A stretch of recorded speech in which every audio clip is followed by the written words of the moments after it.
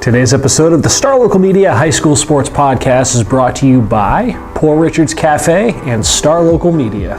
Poor Richard's Cafe, Plano's oldest restaurant since 1973. They are open daily from 5:30 a.m. to 2:30 p.m., serving the three most important meals of the day: breakfast, lunch, and dessert. It is true Texas home-style cooking made with love and grit. That is Poor Richard's Cafe, located off of Avenue K in Plano.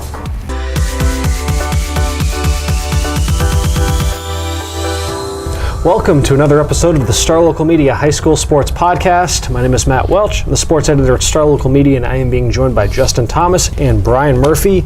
It is the high school softball playoffs. They're about to start this week. So what a better way to break in the postseason with what I'm sure is going to feel like a very all too exhausting playoff preview as we touch on all four of our major regions. We'll start with some 6A, then we'll get to 5A, and we start in Region 1 6A. Justin, this is your neck of the woods, and what figures to be a pretty compelling series of first-round matchups between districts 5 6A and 6 6A. You already talked a little bit about each matchup on Thursday's podcast. So the matchups, just a refresher: you have Hebron going up against Northwest Eaton, Marcus taking on Geyer, Flower Mound against Southlake Carroll, and Coppell versus Keller. So of those four matchups, Justin, what do you think is the most high-profile one that is on the docket for later this week? I'm going to say Coppell and Keller. Okay. And the 1-4, interesting angle to take with this. Okay. Yeah. Obviously, Keller's been, one of the premier teams in the whole, and not just the area, but the state over the past 3 or 4 years, including some state titles, and I believe making the regional finals last year.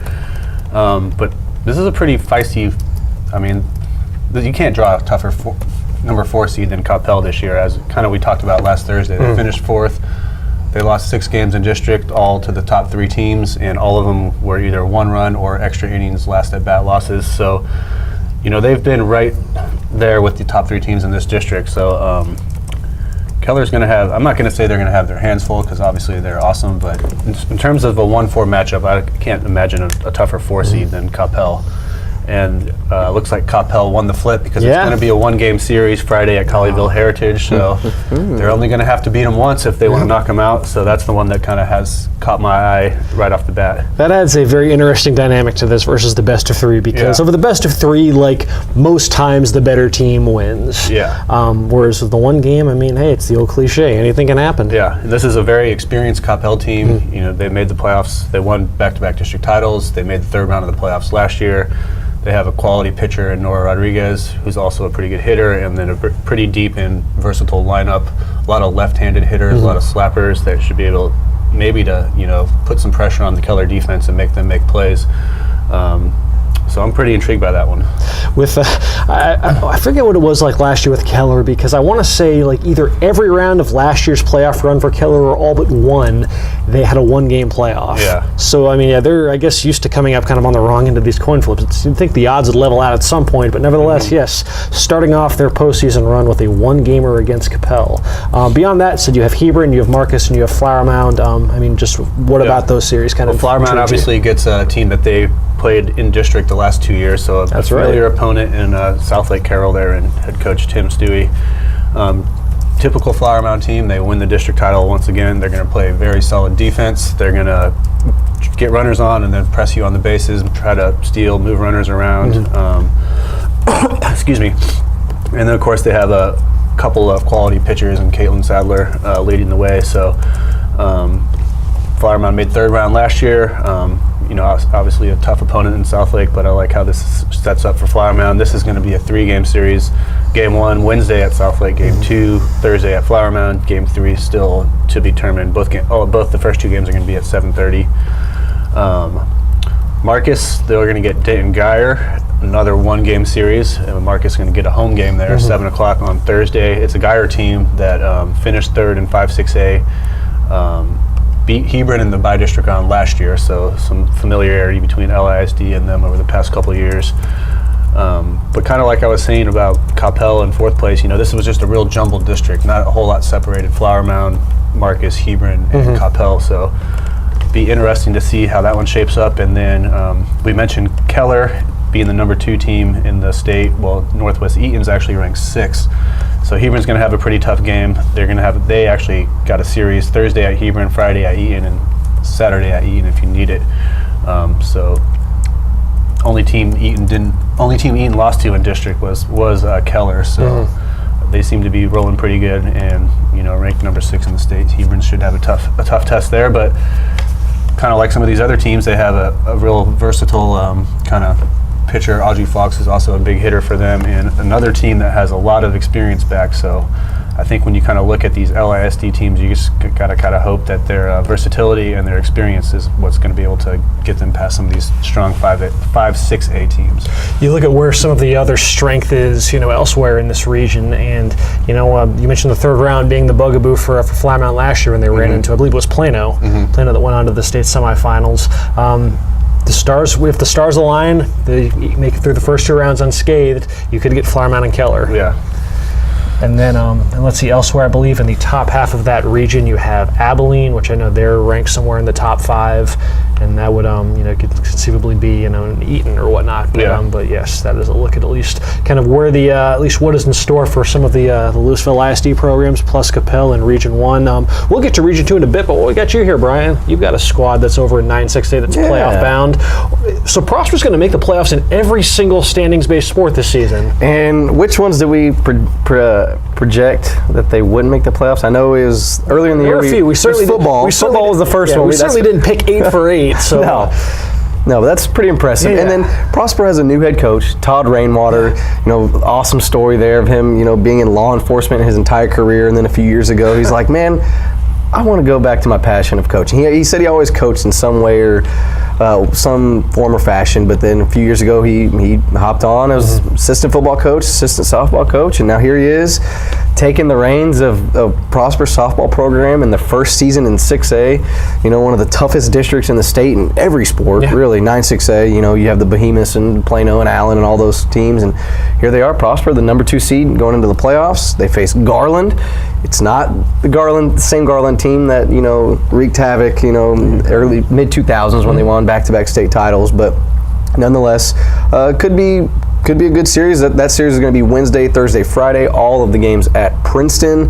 Hopefully weather allows Wednesday to get that game in for game 1, but we'll see how that goes. They're led by Julia Bumford, 8 home runs on the year, one of the top hitters in the area, and then just a collective unit, of players of Marissa Mejia, Hayden Allen, Lexi Bell, Gabby Coffey. Gabby Coffey, fun fact about her, she made the Brazilian national team as well. Todd Rainwater, shout out to Brazil. I am half Brazilian, so that's.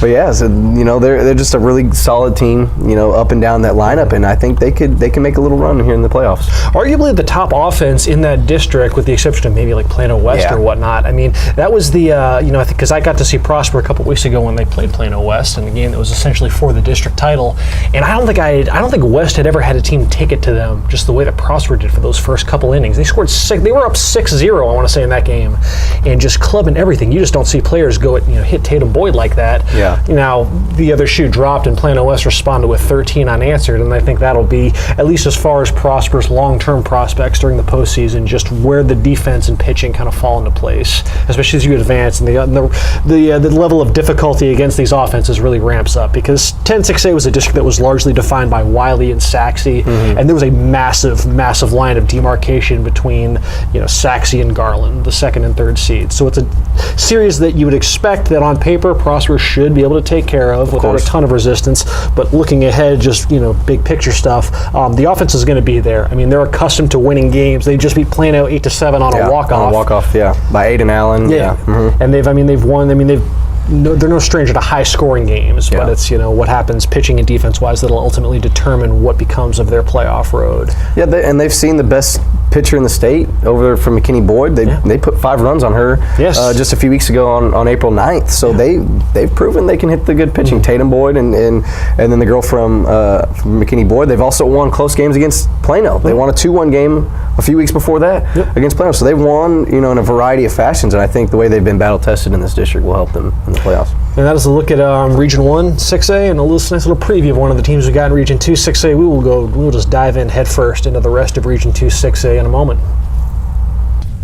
And let's pick things up with some talk about Region 2 6A. For this portion of the podcast, I'm being joined by Taylor Ragland and Devin Hassan to talk about a region where, at least locally, some stuff's actually kind of still undecided, actually, heading into to start the week. So, so at the time of it, we're recording this on Monday, obviously, and we're just, I guess, between, 9-6A and 10-6A, there are still 2 play-in games for the last playoff spot in those respective districts. So we can quickly touch on those since you guys will actually be covering that stuff live tonight. Taylor, over at 9-6A, we have Plano East against McKinney Boyd. The winner, it's pretty simple. Winner gets that last playoff spot, and right now it's, they split during the regular season. Both games kind of took on a pretty similar identity, but I mean, you know what you get with Plano East, and you know what you get with McKinney Boyd. They're 2 teams that, Kinsey Cackley is, they go as far as Kinsey Cackley and her brilliant, her almost 500 strikeouts or whatever ungodly number she's at, how far they will take him. And Plano East, a team that has shown flashes of being a great team at times, and then, but not necessarily rolling into this play-in game with the most momentum in the world. Yeah, I think the main thing that East is going to have to kind of shrug off is the what might have beens already. You look at a loss to McKinney, you look at a couple other narrow games in district play. There were several 2 or 3 probably off the top of my head opportunities where they can go back and say, well, if we had just taken care of business here or here or here, then we wouldn't even be here. This wouldn't be a big deal. We'd be 6-6 and in, and we wouldn't even have to worry about it. But that's not the case. So the biggest thing for them, I think, is trying to shake that off. It was a similar situation the last time I saw them play when they dropped to 5-7. The errors will just kill them. It could be a perfect game for 6 innings, and then the 7th, like against Plano West, one thing happens, a walk here, a pass ball here, a little bobble in the infield here, and all of a sudden you give up a grand slam and you're reeling, and here we are in a playoff game. So, like you said, for McKinney Boyd, it's Kinsey Cackley. And in a situation like this, you have to think that the Lady Broncos are feeling pretty good about where they're at. You get to roll her out in a win-or-go-home scenario. Absolutely going to be the better pitcher, in the game tonight. But, like you said, if Plano East can clean some of that stuff up, they've shown flashes of being a really, really good softball team this year. They just have to kind of stay out of their own way a little bit. So we'll see if they can manage to do that. I mentioned this last Thursday, but you could say that you could argue that top to bottom, Plano East is the more complete team. Oh yeah, absolutely. But Cackley is just such an X factor, just because there just isn't. You just can't account for a pitcher like that. She's not your normal high school softball pitcher. You don't see pitchers that can throw that fast with the variety of pitches. Her ability to mix her off-speed stuff with her, with that rise ball and whatnot. She is absolutely lethal, and she's already no hit East once this season. And if you got to put it into if it's just a winner-take-all, one-game scenario, do you default to the team that has the better pitcher? Who knows? But nevertheless, though, the winner of that play-in game will have a fairly tall order on their hands as they draw the 10-6A champion Wiley, a team that, well, hey, you know what? Both teams familiarity for sure. There won't be any lack of familiarity for sure, because Wiley was in the district with Plano East, with McKinney Boyd these past 2 seasons in 6-6A, and it's a lot of those same kids. It's not like they had just some massive turnover and whatnot, so you do have that. But this Wiley team, as you can attest, Devin, has just been absolutely just blowing the doors off people lately. Just, I believe, 2 losses this season, something like that. They are among the top-ranked teams in the area, the region, what have you. And one of those was a warm-up game against the 40 defending state champions. So, it's, Annie Gunther is an outstanding pitcher. Isabella Dayton is one of the best hitters in the area. Rylan Wiggins is a good power hitter. That Wiley team is going to be tough for anybody. And I think that the familiar aspect of it is going to help them, because there's a lot of those teams that when you run up against a Belton, you don't know too much about them. When you run up against one of those Central Texas teams or Houston-based teams, you don't know too much about them. But I think Wiley's going to be a factor. But as you alluded to earlier, there's going to be a lot of teams that can make that same claim. But you've got a play-in game on your end over with Rowlett as they look to try to scrape and claw for that last playoff spot in 10-6A. Just talk a bit about how the Lady Eagles are faring heading into tonight's pivotal game. Yeah, Rowlett has not missed the playoffs since 2005, and that streak goes on the line tonight. It's actually a similar situation as to what they were in last year in terms of they beat Naaman Forest the first time in eight innings. Naaman Forest came back and got them in the rematch. They actually run-ruled them 13-3, which kind of gave them the momentum. And then they had a seeding game last year, which Naaman won, so Rowlett dropped Rowlett to the 4th seed. This year, with the addition of Wiley taking that top spot, it just knocked them down a peg because they basically finished in the same order. So, Rowlett, obviously, when it's a one-game, winner go home, they're going to pull out all stops. They pitched both Ashton Norberg and Ashley McElroy this year. Wouldn't be surprised at all if they both get action tonight to give them just name it for us a couple of different looks. I like the top of Rowlett's order with Ashton Norberg, Parker Jones, Maya Brooks, Emily Everett. I mean, they're capable of scoring, but what they're going to have to do tonight is just avoid the mistakes. It's what's got them into trouble is some control problems on the mound and then errors in the field, and all of a sudden they give them an 8 spot, and that's just happened far too frequently against the good teams they played. They're certainly capable, as they showed by beating Naaman Forest the first game, eliminate the mistakes, and I think Rowlett has an excellent chance tonight. Whoever comes away from that one will draw Plano West in the first round. The Plano West team that I'll give you the floor now, Taylor. At Plano West, which you talk about just a turnaround, a program that was out of the playoffs last year, a rare miss for Plano West last season. And what did you know, that they get their linchpin back and all is happy over on the west side of Plano as they go undefeated in 9-6A. No small feat. That was a quality district. So to emerge from that, and then granted they had their close calls and whatnot, they didn't just steamroll everybody, but nevertheless, Plano West certainly looking the part as the best team in 9-6A and a team that could be hanging around for a bit though in the playoffs. Yeah, I think it all begins and ends with Tatum Boyd. I mean, it's a weird scenario because you look at a team like McKinney Boyd with Kinsey Cackley, and then you look at a team like Plano West with Tatum Boyd. It kind of comes down to, like you said, with East maybe being the more well-rounded team tonight, comes down to what you have underneath them. And Tatum Boyd is certainly the star, the showstopper, the reason that they went undefeated when it really boils down to it. Because this is the potential they had last season, and then she goes down, 3, 4, 5 games in a district, something like that, maybe. Second district games. And misses. I think she missed 5 games, maybe what I'm thinking of, and then came back and could kind of hit and kind of hit. She wasn't ever herself. And, you miss out on the playoffs for that, and then you get her back, and this is exactly what they expected, having her back. She's done it in the circle, at the plate, some huge home runs, including off Cackley for a win over McKinney Boyd. Huge grand slam against Plano East. Nowhere to put her. She's been intentionally walked, but bases loaded. She came through with a chance to swing it. So, but like I said, underneath her you have Elisa Rosado, center fielder, been around just as long as Tatum Boyd has on varsity. A lot of experience. Morgan Luster hitting behind Tatum Boyd has really enjoyed that. A lot of chances to swing the bat, a lot of chances to swing with people on base. So, yeah, I mean that region is shaping up to be a bear for whoever. It's going to be a slugfest, certainly. But with Boyd healthy and doing her thing, and a pretty good lineup top to bottom. I mean, they're for real, and I think that, like you said, they have the potential to make some noise for sure. Looking elsewhere throughout those by-district matchups between 9-6A and 10-6A, you got Prosper and Garland. This Plano Sachse series has got me interested. It's one that I'll be covering later on this week. We don't know the exact, the schedule yet. Those coaches are meeting this afternoon to figure that stuff out. We can talk about this series, Devin, since we both have schools in our coverage areas taking place in this.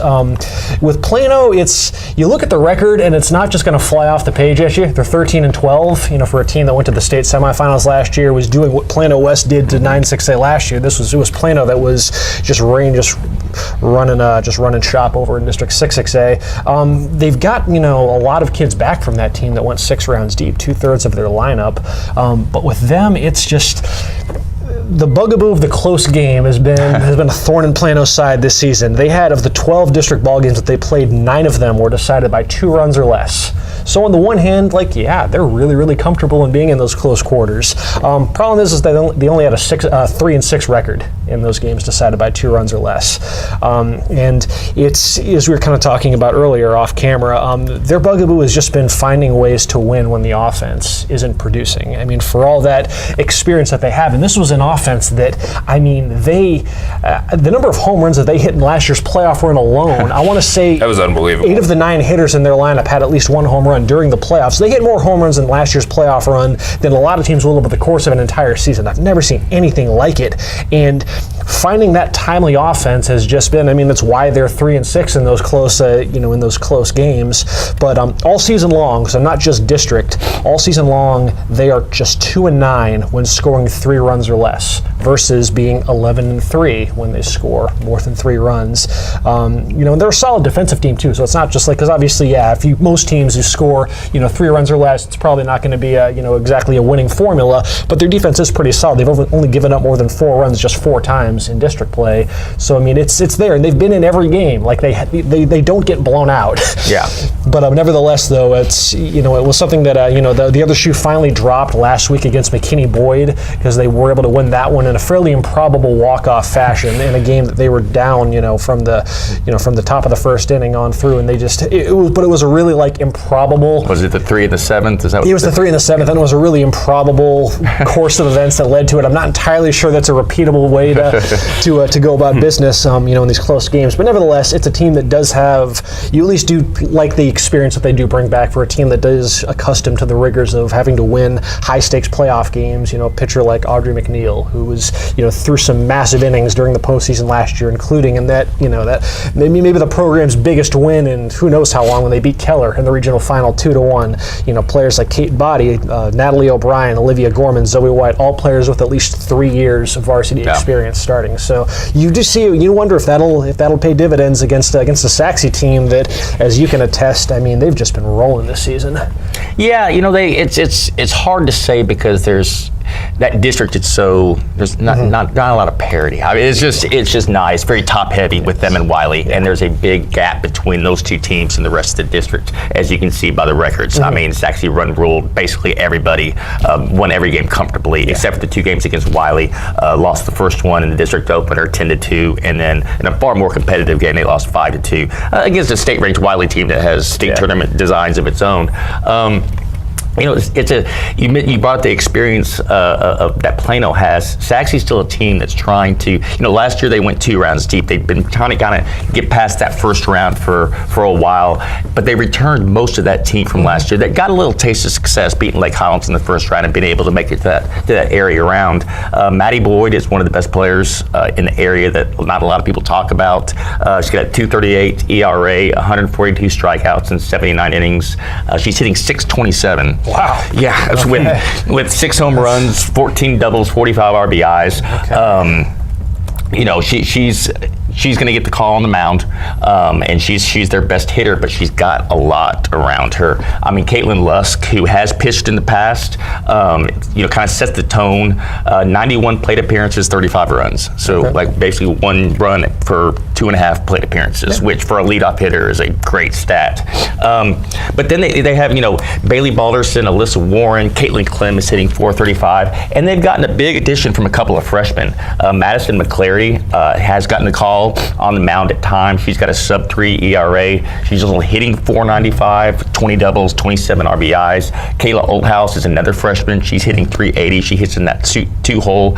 So that's been a big boost when you get freshmen that can step into an already talented team. I think there's some of these series I think that you can kind of look at from afar and say, okay, I think the favorites, there's a clear favorite. Whereas I think on this one you have, the 10-6A runner-up against the 3rd place team out of a very deep and talented 9-6A, and I think we've run across this in a lot of these 2-3 matchups in between these 2 districts in all sports. I think it's kind of a coin flip right now.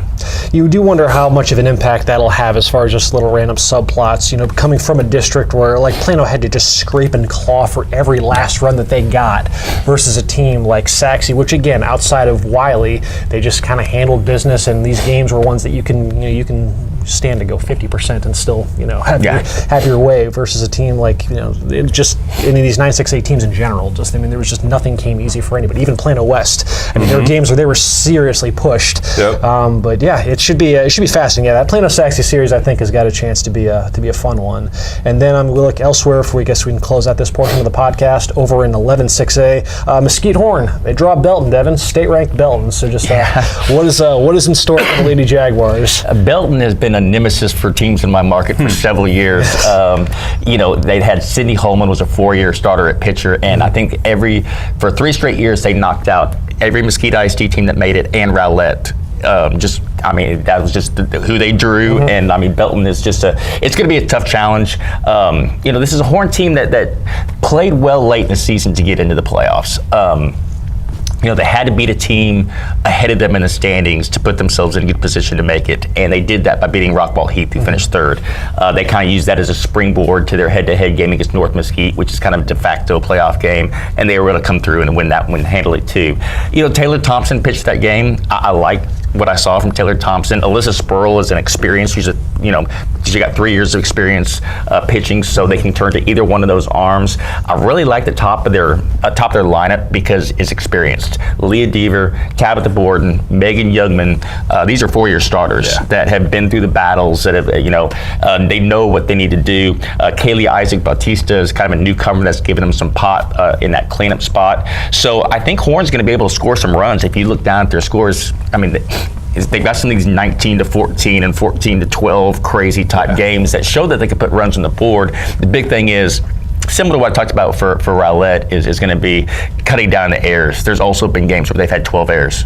10 errors, and that you may be able to skate through and get past that in a slugfest during the district season, but not anymore, and certainly not against Belton. And just if you look at just across this region in general, for all the promise that a team like Plano West has, you look at where the brackets are kind of setting up, and if they are able to get to the third round, potentially drawing Wiley, and whoever wins that is most likely going to see number 1 ranked Cedar Ridge, 24-0. Undefeated at this point heading into the postseason, and then you have a team like Klein Collins on the other end of the bracket potentially waiting in the regional finals. There's no, once you get out of those first 2 rounds, it is just going to be an absolute just bloodbath. Yeah, it gives you the feeling of, sometimes there's regions when you look at the overall playoff picture where it's like state champion could come from that region. Like if you escape this region and you get to the state tournament, like who else are you going to see that's not these Wiley, Klein, like everybody you just said. It's going to be a gauntlet, certainly. And that'll that's just a nice summation of kind of what's in store over in the Class 6A portion of the softball playoffs. Still got plenty of good stuff on the 5A in the 5A classification. We'll pick it up with a look at Region 1, some Colony, some Little Elm. Maybe we can throw in a little Carrollton Farmers Branch ISD talk in just a moment. And let's pick things up with a look at some of the happenings over in Class 5A. For this portion, I'm being joined by Justin Thomas and Brian Murphy to talk some Region 1 action, and that means a look at the Colony and Little Elm, our 2 playoff-bound programs out of District 8 5A. The Colony, the top seed. Little Elm got the 2 seed. These are 2 programs. We just start with the Colony because they've been, if you're just talking just pound-for-pound programs in the Dallas area over these last few years, that's as good as it gets. Them and Keller and Forney have kind of been the most dominant teams in the Metroplex over the last couple of years. So nevertheless, another stellar campaign for the Lady Cougars. They don't have to worry about Forney until, conceivably, unless they get tripped up at some point, but being in a separate region from Forney, a nice little sigh of relief, and they're, at least it would appear to be the on-paper favorite to potentially come out of Region 1. I would say so. But they got to be smiling a little bit, not having to face Forney. 2 years ago, they beat Forney, and I think 3rd round or the 4th round on their way to the state title. Then Forney comes back and beats them in the area round last year on the way to their state title. So the 2 state champs of the last 2 years aren't going to meet until the state tournament this year if they can both advance that far. So I'm sure neither of them minds that. So the Colony actually doesn't know its opponent yet. They'll get either Birdville or Grapevine. Yep. They're playing a play-in game today, Monday. So whoever loses that will finish 4th and draw the Colony. Whoever wins that will get Little Elm, I believe. Yep. So we'll see how that plays out later today. But either way, Colony's got to be feeling pretty good. Obviously a perfect run through district. They only have couple losses on the whole season, and one of them was to 6A team Boyd, one of them was to a Hallsville team that's state ranked in 5A. And this is a team that had big expectations, so it's not exactly like they were shying away from tough competition in non-district. And then outside of a 1-run game against Birdville and Birdville, 1-run game against Denton, and their couple of games against Little Elm, one of them which was also 1-run, they pretty much ran roughshod over the rest of the district. So they have an ace pitcher, Carly Charles, an Iowa State signee. She's 27-1 on the year. She's top 5 in the area in ERA and strikeouts and wins. And then, they have a pretty strong lineup as well that all starts with All-American Jada Coleman, the shortstop, who's hitting close to 700, 40 steals. She's an Oklahoma commit. You have Texas Tech commit, J.C. Hamlin, another kind of speed demon, high average player, and then they have some younger players that are really picking it up power-wise. Olivia Wicks, some other players like that. Still not sure if they're going to get Kansas signee Madison Hirsch back at all for the playoffs. They'll find out pretty soon when she, if she gets clearance, and then if she's able to work her way back. But it doesn't sound like, certainly I wouldn't expect her to play this week. And maybe if she gets clearance and kind of finds her form, she could be back for the later rounds of the playoffs. That would be a huge boost. She's a player that, if you recall 2 years ago, she hit 18 homers and was, the Offensive Player of the Year, one of the, premier hitters in the whole state. But she's been banged up last year and then hasn't hit pretty much at all this year. So if they could get her back, what a huge boost that would be for them. Brian, with Little Elm, they will draw again either Grapevine or Birdville in that first round. So their first round opponent is, as this moment, though, undetermined. Nevertheless, though, the Lady Lobos, a program that was them and Colony were the class of District 8 5A. So what do you kind of forecast for what could be in store for Little Elm during its latest playoff run? Last year their playoff run was short-lived, a little disappointing, especially after they swept Independence in that first round. They lost kind of a surpriser to Sulphur Springs. A lot of people, myself included, weren't expecting, that exit in the second round. I think they are, locked and loaded and ready for a deeper playoff run this time around. Lauren Lucas is a year older. She's now a junior, one of the clear leaders of this team. Izzy Fielder made the move from shortstop to third base. She has been phenomenal. I believe the lone senior in the starting lineup. She's a captain of this team as well. And, it's another year with head coach Jill Miller. Last year was her first year after moving from Naaman, and now the second year with her. She's got her philosophy implemented in the team and everything. So I think they're really rolling, at the right time. And outside of those games against the Colony, they just blew everyone out of the water. But they had that close call with Denton Ryan last week, a game I was at. They hung on to win that one 6-5, and it was a game that they needed. Right before the playoffs, they needed a game like that to kind of say, hey, the playoffs are going to be like this. You're not going to be winning, they ended the season 10-3 against Northwest. You're not going to be winning playoff games 10-3. Yeah. Maybe in the first round, who knows, but the second, third, and especially if they make it to the regional tournament, those games are going to be close. You're going to be playing teams similar caliber to the Colony. And so that's another reason why I think a big, playoff run could be in store for Little Elm, because they played the Colony the closest they've ever played them the last, since the Colony became, this reign of terror softball team, since Jada Coleman and the rest of that Division I crew. That's a Division I college softball team right there. But yeah, no, I could see Little Elm making it to the third round, and we could hope for a matchup with the Colony way later down the road in the playoffs. One could hope, right? If there is just looking quickly over just the TGCA rankings, it does look like there is at least another team in the top 10 in in Region 1, not in El Paso. I don't know, is it pronounced Chapin? Sure. One of those. Yeah. They're ranked number 5 in the state, 27-4. One spot ahead of the Colony at 23-2. So yeah, who knows? That could be a theoretical regional final or whatnot. But nevertheless, a look at some of the happenings, at least within the Colony and Little Elm, as far as Region 1 5A goes. We'll touch on Region 2 5A in a sec. But while we got you here, Justin, you got some happenings over in Carrollton Farmers Branch ISD with speaking of state-ranked teams, you got Creekview, which went undefeated in district play and without a ton of resistance in getting there. They are the Lady Mustangs are ranked number 14 in the state and just absolutely rolling. So the chance for for Creekview to make a little bit of noise in the playoffs. They start things off. I want to say against Samuel. Dallas Samuel, yeah. So yeah, just what do you kind of foresee as far as what could be in store for Creekview during this postseason? Well, I don't think they should get much trouble from Samuel. I would expect that to be a game that they should take care of business in. But then moving forward, they could get one of Brian's teams, maybe a Frisco program or a Lovejoy or something like that. But really good season. They go undefeated in district play. They have one of the area's top players in junior Caitlin Larkin. She's another one of those kind of hybrid players that does it in the circle and at the plate. She's their top hitter and their top pitcher. But they've got some younger players that have stepped up. When you look at their roster, excuse me, sophomores Lauren Orozco and Madison Martin are having good years, and then Abby Scotch is kind of the spark plug from the leadoff spot for the Lady Mustangs. Tough to put a whole lot of stock in what they did in that district, because they just pretty much dominated it. But when we're looking at their non-district competition, they had some tough opponents and seemed to equate themselves pretty well. So I don't see them getting tripped up by any way by Samuel, and we'll see what happens after that when they start facing some tougher teams like out of the Frisco district. I remember last year in 14-5A, they finished second to last or something like that. They were getting blown out by the Colony, Little Elm, Prosper, all those teams. They even lost to Lake Dallas a game. How are they able to turn things around so quickly? Well, like a second year with their head coach Amber Cunningham, so I'm sure that's brought a little more continuity to it, and it might just be kind of a matter of some more experience from some of those younger players that were just freshmen last year and now have that whole year of experience under their belt as sophomores. The by-district dynamic between districts 11-5A and 12-5A, at times, you had like in volleyball when R.L. Turner was the 4 seed and they swept Kimball as district champion. So easily.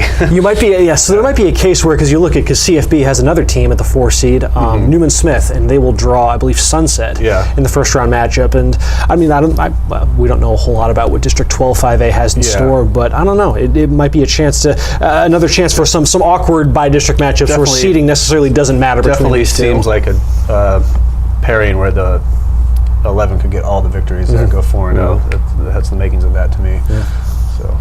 And let's see, that is a look at least Region 1-5A, a little preview of what's in store over in Region 2-5A, but obviously, Brian, when we think of Region 2-5A, still got plenty more to talk about with Frisco ISD. McKinney North had a great season, Lovejoy as well, Mesquite Poteet, and we will touch on the rest of our Region 2-5A programs after a quick line change in a moment. All right, and now time to close out this edition of the Softball Playoff Preview Podcast. We did a little bit of line change. Kendrick Johnson's here, Brian Murphy, and Devin Hassan here to talk Region 2-5A, where, we have a bunch of teams. I have the majority of these, with my big Frisco district, with 4 teams, of course, making it out of Frisco ISD. Kendrick. Frisco. There's at 101 yet again. So your lone Region 2-5A squad, McKinney North. One District 10-5A went undefeated. Props to Coach Olivia Gwynn and her team. They did their thing. This is her final year. She's getting married in the summertime, so this is kind of like their like Dwayne Wade had his last dance. They're having their last dance for Coach Gwynn. They're kind of rallying around that. And for them, this program's been open for 19 years, and this is the 19th appearance in the playoffs. So they're used to being here. This is nothing new for these kids. Pretty consistent right there. So, but the flip side is they have not gotten out the first round in the last 9 years. And why is that? Because the boogeyman, a.k.a. Frisco Wakeland, was in their way. Have swept them I'll take that right. They split. They won 3 games 2 years ago. Last year, they got 1 hit in 2 games. Props to Miss Fritz. Kendall Fritz, who's now pitching at the University of Nevada. But she's gone. And Wakeland's gone, too. They're not even in the playoffs this year. And to a girl, the girl said that made them a better team because they got experienced playoffs, this particular group. And they of course, who wants to get 1 hit in 2 games and go home? So that made them work on being better players and better hitters. And as a team, their batting average is .385 this year. It's pretty solid. Whoever North's going to play, they got to have some good pitching or better have some heck of fireworks. So it's going to be a firework display when those girls in the bat. They can hit 1 through 9. I think they've had over 15 girls hit home runs. And they're batting, like I said, .385 as a team. They got 5 to 6 girls that got 10 RBIs or more, so they're a real balanced squad. So wherever Frisco bottom feeder comes in, it's going to have some explosion. This might be one of the more dangerous 4 seeds in the playoffs in any district right now. Frisco Lone Star, they looked dead and out a couple weeks ago back on April 1st when I saw them lose to Reedy 5-2. I talked to the head coach Tom Thuman after the game. I said, Coach, it's not looking good. Man, what's it going to take with 5 games left? Y'all still have to play Centennial. Y'all still have to play Heritage, who was kind of in the mix there a little bit. And then, of course, they had to play Wakeland Friday in the season finale. And the winner of that game... What was the final score of that game? 23-8. So you said you hope this Frisco team that they play, can bring the heat, can bring the offensive explosion. They've been doing just that. They beat Centennial in extra innings. The best hitting team in Frisco. They had a chance to win the district title on Friday as well. And then obviously they put up 12 runs against Heritage. They put up 13 runs against Lebanon Trail, and then they put up 23 runs against Wakeland and eliminate Wakeland from playoff contention. The team that's been the powerhouse over the last, 4 or 5 years. They're alongside Frisco and a little bit of Centennial as well, but Wakeland's kind of been the cream of the crop, and they're not in the playoffs. And so I don't know. Was North kind of hoping to play a Kendall Fritzless Wakeland team? Yeah, they. I think they didn't want to play Wakeland At all, just based off history? The history, just somebody new, fresh face. Yeah. They're very, props to Coach Gwynn, they had a heck of a non-district schedule where they played high-profile teams like Argyle and stuff like that to get them ready. So it won't be nothing they hadn't seen for. They'll definitely be prepared. And I think they'll check their chances in a shootout versus 1-2, 2-1 games. But Reagan Catholic, she's at 55 Ks and a 1.02 ERA, so it's not bad. Okay. See, they got to deal with a lineup with Morgan Reeve, who's among the district leaders in home runs. She's a cleanup hitter, Ford Lone Star. She has 8 homers on the year. Autumn Benavides, freshman shortstop, promising player. Coach Tom Thuman is very excited about her future. She had a grand slam on Friday as well. The team had 5 home runs in that game, so hopefully they didn't run out of all their hits and waste all their home runs. I'm looking at my stats right now. They got Caitlin Derham. She's got 16 RBIs, 17 runs scored. This is just district. You got Lauren Ledbetter, 19 RBIs, 13 runs. Paige Capel with 22 runs, 16 RBIs. Sierra Fabian, 20 runs, 14 RBIs. So they got a versatile lineup. So I guess we're gonna be expecting some, since they play the series, so 11, first 1 to 10 wins. Well, and I don't think you can discount the fact that coming out of that Frisco district gets you battle tested. I know with my teams in the past, Poteet in particular, who would roll through a district and have maybe 1 or 2 challenges. Seems I guess similar to what McKinney North has been doing. Lovejoy was their challenge. But yeah, and Lovejoy was the challenge for Poteet the last couple of years as well as Forney, obviously. But then they get to the playoffs and they run into one of those Frisco teams, and those Frisco teams are so battle tested, and they were able to. It was close. That Poteet played Kendall Fritz in Wakeland a couple of years ago, and it came down to the last inning. Poteet had the winning run on second base, but she was able to get out of it. But I think that experience that Wakeland had in playing all those tough competition, playing those tough games, kind of pulled them through in the end and allowed them not to lose their composure and be able to pull out that win and go on, obviously. Yeah, much like soccer, this district isn't as good as it is in soccer, but it's close. You have at least 5 or 6 teams. For sure 5 teams that could make a playoffs in any other district. I mean, look at Wakeland. They're left on the outside looking in, and they would definitely be in the playoffs in 10-5A. That is a fact. That is a fact. They would make it over a Denison or a Wiley East over there. Yeah, I think I'd pick Wakeland over Kaufman or Terrell. So, Yeah, it's just that, brutal 10-team district with, just abundance of talent.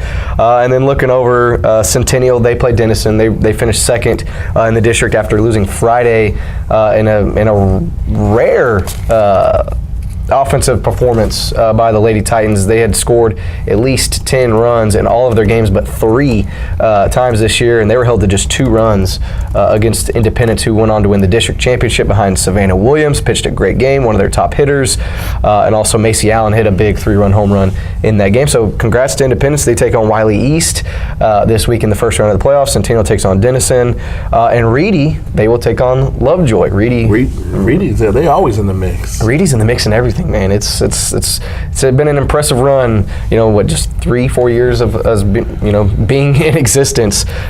Pretty solid there. You mentioned Poteet.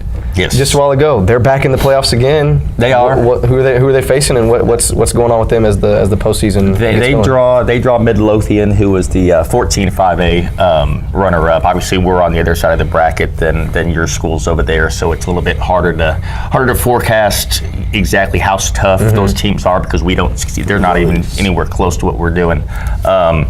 But it's been a nice season. That they had a first-year head coach in Amanda Lale, who was actually a former pitcher for Horn, so she's a local product.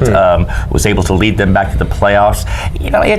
Poteet is a solid team. Ariana Chappell, Iona Rainwater have kind of handled the pitching duties. They've not been afraid in years past to use 2 pitchers, even in the same game. They don't have a dominant ace, so they just try to give you different looks. Hallie Hannah Hale is one of the best hitters in the area. She's hitting about 550. She's got a little bit of power in the bat. So does Michaela Giesland, Trinity Jackson, Miranda Chavez. They've got a solid lineup. I just don't know necessarily how that's going to equate to playoff softball, because outside of Forney, and that's a pretty good measuring stick, they're defending state champion. But, Forney, as they did with every team in the district, had their way with them, and it wasn't much of a challenge. So, again, not having seen a lot of common opponents between them and Midlothian, we'll see what happens. This is, I speculate every sport on these matchups because it's hard to tell, but I always say they have the potential to go 2 or 3 rounds deep, and a lot of my teams in that Mesquite area coming out of that 5A region, Region 2, have been able to do that. So we'll see. It may be over in one night. They play Thursday at 5 o'clock at Mansfield Timberview, and Game 2 is 30 minutes after Game 1, which is kind of rare because it's usually they do that in Games 2 and 3. So we could have 2 games. It could be over on Thursday night. If they do need a Game 3, they'll come back to Mansfield Timberview Friday at 7 o'clock. Interesting. Go ahead. One question for both of y'all. Is there any one person that can dictate, like for instance, in my 6A school, Kinsey Cackley could pitch you to regionals if you get some one game, one and done? And that's McKinney Boyd's top pitcher in the state. Is there anybody in y'all teams that got that one pitcher, if they flip them coins and they get, hey, it's just going to be a one gamer, that one pitcher could carry them? We're just talking Region 2. Yeah, so just my Frisco district, Michaela Wark with Reedy. She's one of the top pitchers in the area. She might be running for pitcher of the year in that district. She's also one of the top hitters. So it could be an MVP candidate there as well. She could be a difference maker. I don't know. It's a collective. It's rare. I mean, how many teams in the state have somebody like that? For sure. The average is 2.5 strikeouts per inning, almost, or whatever. You look at Frisco Centennial. Their lineup from 2 through 8 is nicknamed the Bomb Squad. Really, 1 through 8. It's a thing on Twitter. The coach said, we talked about it last week. She's like, man, I think I came up with that, and it just kind of stuck. They have 3 different players with 6 home runs. They just have in the meat of that lineup. That's why it was so crazy that they only held the 2 runs against Independence last week. But yeah, so I mean, it's not just one player with these teams. It's it's all the way around for teams like Centennial and Independent. Really, all 4 of my playoff teams. The whole team's balling right now. So where are you gonna be? Are you gonna be at the Independence? I'm not sure yet. I gotta weigh some things out. Some of my series are Wednesday, Frisco, Thursday, Friday. And Lone Star people at him so that he can go to that McKinney North game. Yeah, well, and as always, we have to pay attention to Mother Nature as well, because we could have our plans set right now, and it all is different by Wednesday. So we're recording this right now on a Monday, and supposedly it's supposed to be bad Tuesday and Wednesday. We'll see, how the forecast changes and whatnot. But yeah, so there's a lot of my games are Wednesday, Thursday, Friday. There's a chance some of those Wednesday games could not even be played. We'll see. But make sure to stay tuned for that. And luckily, none of our teams, Devin, are playing Forney in the first round. Thank goodness. Yes. So yeah, make sure to stay tuned for that. And then later this week, we will have we'll stick with softball, add a little baseball theme into the podcast, a little possible MVP discussion. So make sure to stay tuned for that later this week. Keep it locked and loaded on Star Local Media. See us.